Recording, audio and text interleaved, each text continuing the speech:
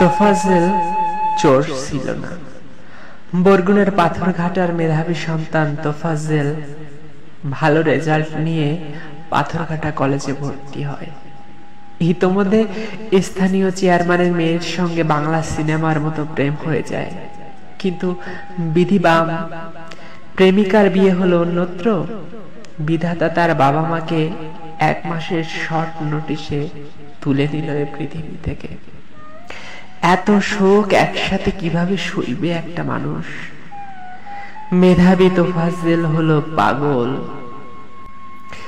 ছিল একমাত্র বড় ভাই বটবৃক্ষের মতো, কিন্তু মরণে সে তাকেও তুলে নিল।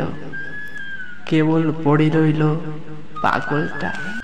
পাগল তোফাজ্জেল এবার পুরো উন্মাদ হয়ে স্কুল বাজারে ঘুরে বেড়ায়।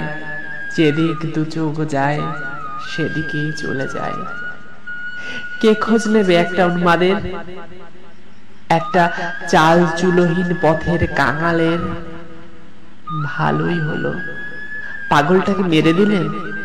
বিধাতা হয়তো চেয়েছিল পাগলটা আরো কিছুদিন বাংলার আকাশ বাতাস দেখুক, প্রেয়সীর স্মৃতি বুকে নিয়ে গগন বিদারী চিৎকার করে কেঁদে উঠুক মাঝরাতে কুকুরের মতো।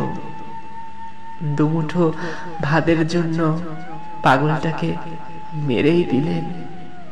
তার কষ্টটা কমিয়ে দিয়ে ভালোই করলেন। আপনারা মেধাবী বটে, আপনারা মেধাবী বটে।